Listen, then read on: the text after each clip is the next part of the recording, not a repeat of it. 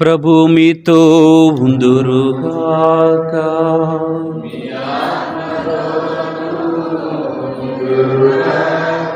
పునీత మత్తయి రాసిన శుభవార్తలోని భాగము.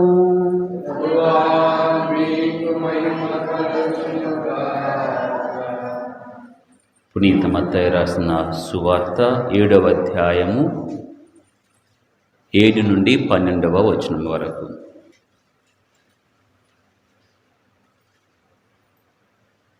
యేసు తన శిష్యులతో ఇట్లు పలికెను: అడుగుడు మీకు వసగబడును, వెదకుడు మీకు దొరకును, తట్టుడు మీకు తెరువబడును.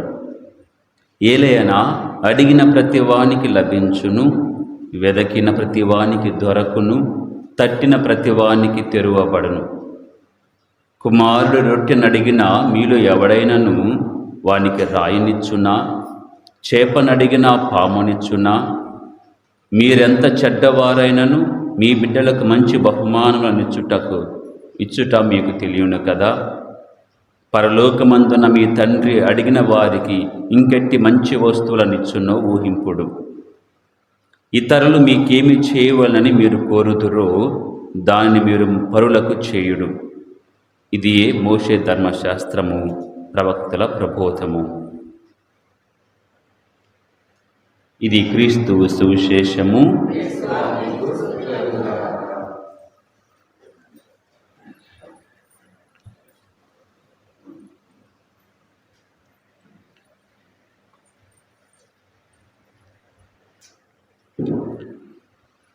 యెషయా గ్రంథము 40వ అధ్యాయము 26వ వచనం.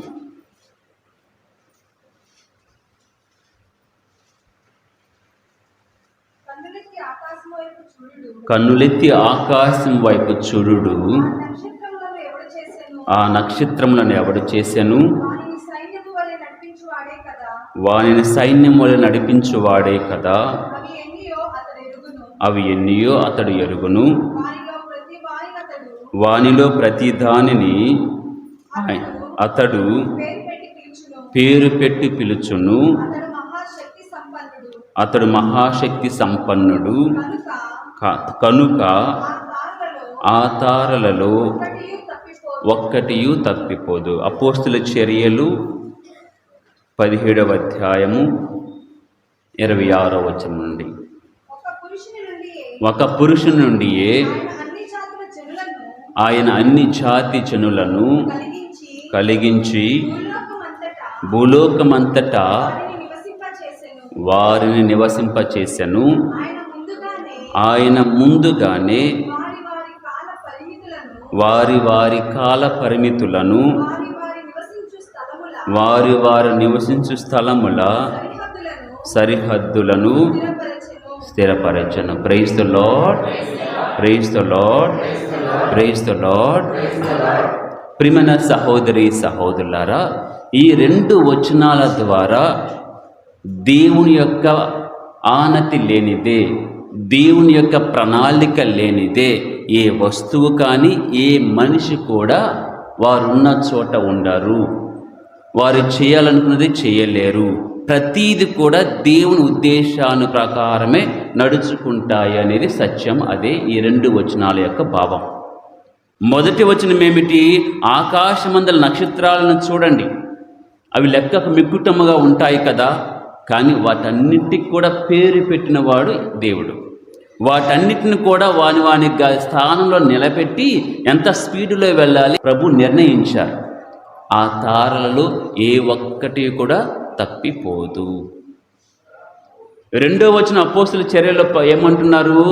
ప్రతి మనిషి యొక్క సరిహద్దులను ప్రభు అక్కడ నిర్ణయించారు.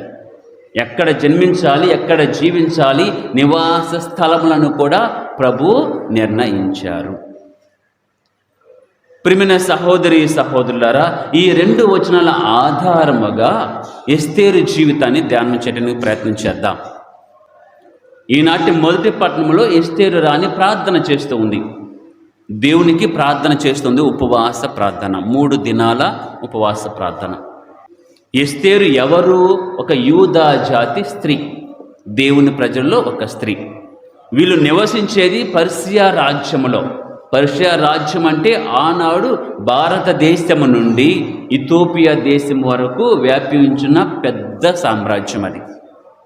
ఆ రాజ్యములో ఒక బానిసగా ప్రవాసిగా జీవిస్తూ శరణార్థులుగా ఉన్న వారు ప్రభు యొక్క ఛేదం చూడు, వారిలోని ఒక యువతని తీసుకొని రాజ్యానికి రాణిగా అభిషేకిస్తూ ఉన్నాడు. ఇది ప్రభు ఛేదం. అంటే ఒక బానిసత్వం ఉండే స్త్రీని సింహాసనం మీద కూర్చోబెట్టేది ఎవరండి? దేవుడే కదా. ఇది ప్రభు ప్రణాళిక కాకపోతే ఏమిటి? ఇక రెండవది, ఆ ప్రజలకు ఆపద వచ్చినప్పుడు ఆమె తెలుసుకొని వారితో పాటు శోకిస్తూ ఉంది. వారిని కూడా ఉపవాసం చేయమని ప్రోత్సహిస్తూ ఉంది. వారి కొరకు ప్రార్థన చేస్తూ ఉంది. ఒక్కసారి మరిచిపోయినట్లయితే, ఎస్తేరు రాణి మరిచిపోయినట్లయితే, నేను క్రింద నుంచో వచ్చాను, వాళ్ళ దగ్గర నుంచో వచ్చాను, పర్వాలేదు, నేను ఇప్పుడు రాణి హోదాలో ఉన్నాను, నేను ఉపవాసం చేయటం ఏంది, వాళ్ళ కోసం ప్రార్థన చేయటం ఏంది, వారితో పాటు శోకించటం ఏందని అనుకుని ఉంటే ఖచ్చితంగా ఆ ఎస్తేరు అనే ప్రస్తావన ఇంకా ఘోరంగా చెప్పుకునేవాళ్ళం. కానీ ఎస్తేరు అని అలా తలంచలేదు. మా వారికి జరిగితే అది నాకు జరిగినట్లే అని ప్రార్థన చేస్తుంది. రోమాపత్రిక 12:15 చదవండి.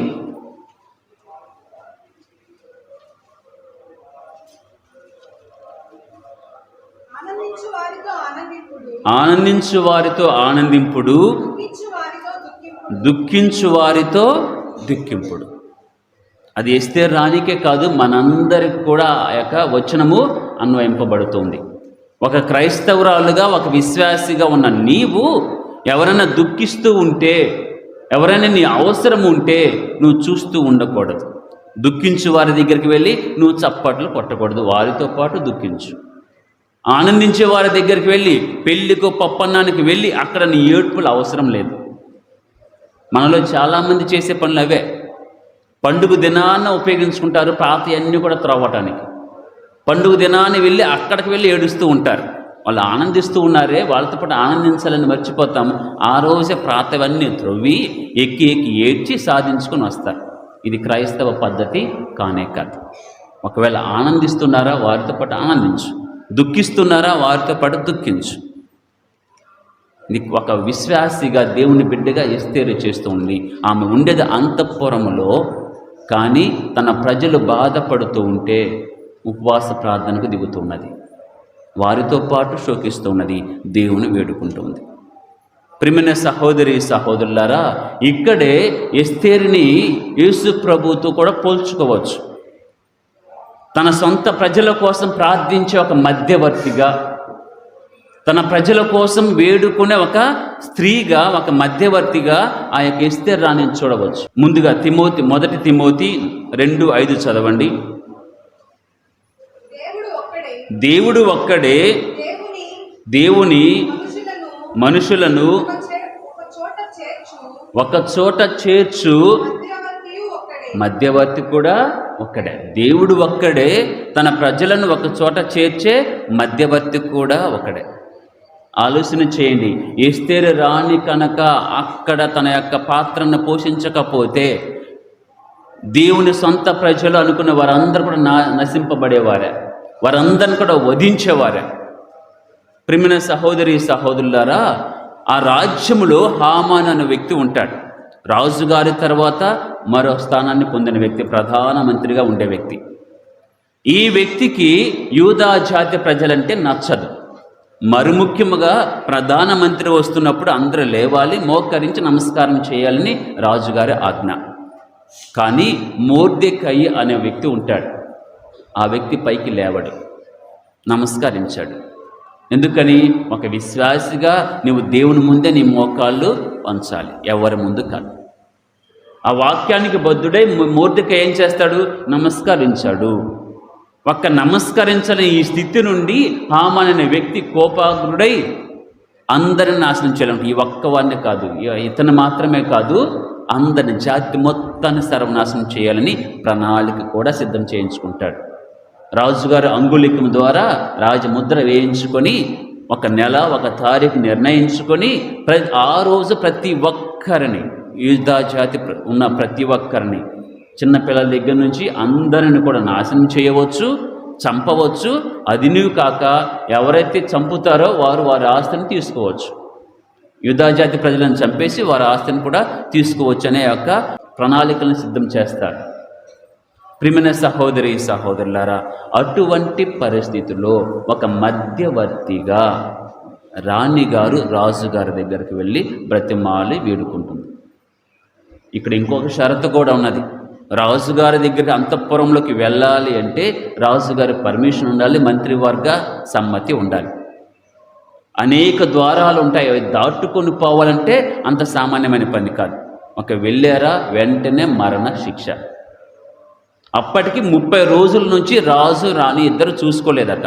30 రోజుల నుంచి ఎస్తేరు రాణి రాజుగారు చూడలేదు. కానీ వెళ్ళాలి. ఎలా వెళ్ళి ఆయనకి విన్నవించుకోవాలి, నా జాతి ప్రజలను చంపటానికి మీరందరూ ప్రణాళికలు చేశారు, మరి ముఖ్యంగా మీ ప్రధానమంత్రి ఈ పాత్ర పోషిస్తూ ఉన్నాడు, దీన్ని మీరు మార్చండి అని ఎస్తేరు రాణి వెళ్ళి రాజుగారి దగ్గరికి చెప్పాలి. ప్రియమైన సహోదరి సహోదరులారా, అంటే మరణానికి కూడా సిద్ధపడాలి, మరణానికి కూడా సిద్ధపడాలి.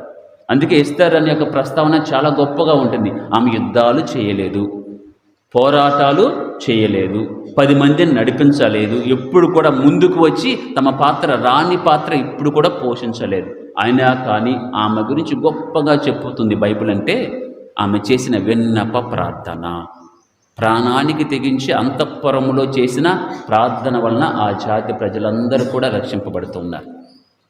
ప్రియమైన సహోదరి సహోదరులారా, కొన్నిసార్లు మనకు అర్థం కాదు, మన వలన మన కుటుంబం రక్షింపబడుతుందేమో తెలియదు, మన ప్రార్థన శక్తి వలన మన సంఘం అంతా బాగుపడుతుందేమో తెలియదు, మన ప్రార్థన విధానం ద్వారా, మన జీవితం ద్వారా మనం పనిచేసే పరిసరాలు మారిపోతాయేమో, మన ద్వారా అనేక మంది రక్షణ పొందుతారేమో తెలియదు. ప్రభు ఎందుకు ఇలా చేస్తూ ఉన్నాడో తెలియదు. అందుకే మొదట్లో నేను చెప్పాను, ఒక మనిషి కానీ ఒక వస్తువు కానీ ప్రభు ప్రణాళిక లేనిదే ఈ లోకంలో ఉండదు. అన్నీ కూడా ప్రభు నాకు తెలుసు. మన జీవితం కూడా ప్రభు నాకు తెలుసు. ఎందుకు ఇలా ఉంటున్నామో ప్రభు నాకు తెలుసు. నీవు ఒకవేళ బాధపడుతున్నావేమో, నన్నెందుకు ఈ ఊరు పంపించాడు దేవుడు, నేనెందుకు ఈ ఊరు కోడలుగా వచ్చాను, నేనెందుకు ఈ కుటుంబంలో జన్మించాను, నన్నెందుకు ఈ స్కూల్లో వేశారు, నాకెందుకు ఈ జాబే వచ్చింది, వేరే చోట జాబు రావచ్చు కదా అనే తలంపులు ప్రతి ఒక్కరికి కూడా కలుగుతాయి. ఎందుకో నీకు నాకు తెలియదు. ప్రార్థన చేయి, అది ప్రభు ప్రణాళికేమో. నీ ద్వారా అనేక మంది రక్షణ పొందబోచు ఉన్నారేమో తెలియదు. అదే క్రీస్తు ప్రభు చేసిన ఆయన మరణం ద్వారా మనం సజీవులుగా లెక్కించబడుతూ ఉన్నాం. నిర్జీవులుగా ఉండే మనకు పునర్జీవులను చేసింది ఆయన. చనిపోయే యూదా జాతిని బ్రతికించింది ఎస్తేరు రాణి. ఏ దినానైతే మరణశిక్ష అమలు చేయాలో అదే దినాన పండుగ చేసుకున్న కృపను దేవుడు చూపాడు వారి పట్ల. అది కేవలం ఒక్కరి ప్రార్థన వలన. ఇప్పుడు చదవండి, ఎఫెసీయులకు రాసిన లేఖ 2:4 చదవండి. కానీ దేవుని కృప అపారము, మన పట్ల ఆయన ప్రేమ అమితము. క్రీస్తు తర్వాత చదవమ్మా.